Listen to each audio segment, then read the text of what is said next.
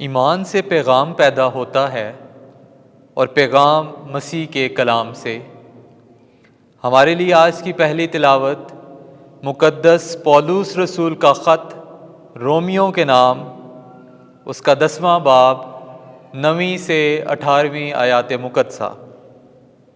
اے بھائیو، اگر تم اپنے منہ سے اقرار کرو کہ یسوع خداوند ہے اور اپنے دل سے ایمان لاؤ کہ خدا نے اسے مردوں میں سے زندہ کیا ہے تو تم نجات پاؤ گے، کیونکہ صداقت کے لیے دل سے ایمان رکھا جاتا ہے اور نجات کے لیے منہ سے اقرار کیا جاتا ہے۔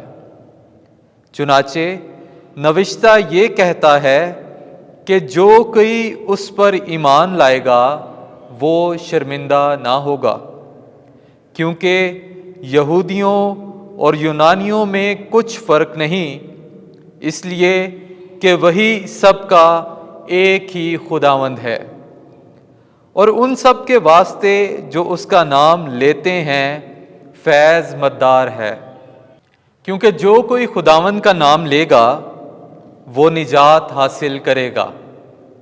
پس جس پر وہ ایمان نہیں لائے اس کا نام کیوں کر لیں، اور جس کی خبر انہوں نے نہیں سنی اس پر کیوں کر ایمان لائیں، اور واعظ کرنے والے کے بغیر کیوں کر سنیں، اور اگر واعظ نہ بھیجے جائیں تو واعظ کیوں کر کریں۔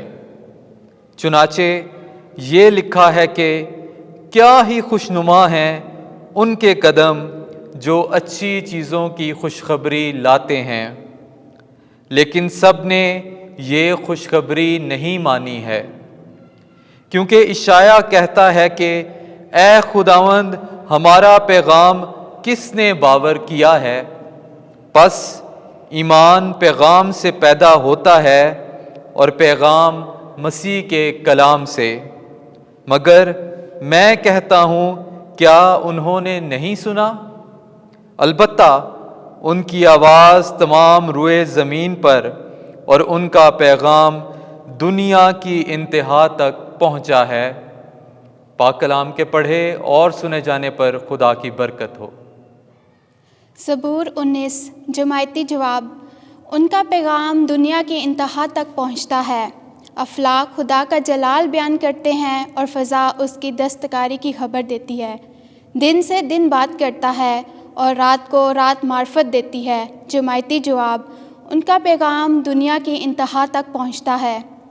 کوئی کلام نہیں، کوئی تقریر نہیں جس کی آواز سنائی نہ دے۔ ان کی گویائی تمام زمین پر اور ان کا پیغام دنیا کی انتہا تک پہنچتا ہے۔ جماعتی جواب۔ ان کا پیغام دنیا کی انتہا تک پہنچتا ہے۔ خداوند آپ کے ساتھ ہو۔ انجیل مقدس متی کے مطابق اے خداوند تیری تمجید ہو۔ چوتھا باب 18 سے 22 آیت۔ انہوں نے اپنے جال چھوڑ دیے اور اس کے پیچھے ہو لیے۔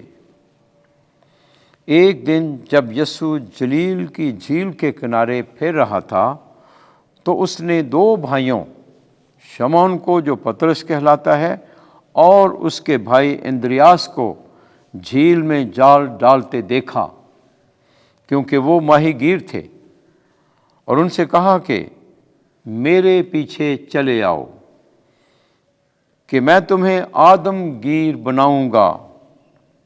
وہ اسی وقت جالوں کو چھوڑ کر اس کے پیچھے ہو لیے۔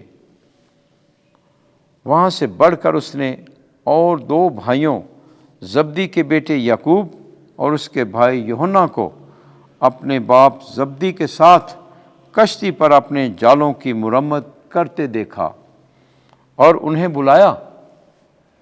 وہ فوراً اپنے جالوں اور باپ کو چھوڑ کر اس کے پیچھے ہو لیے۔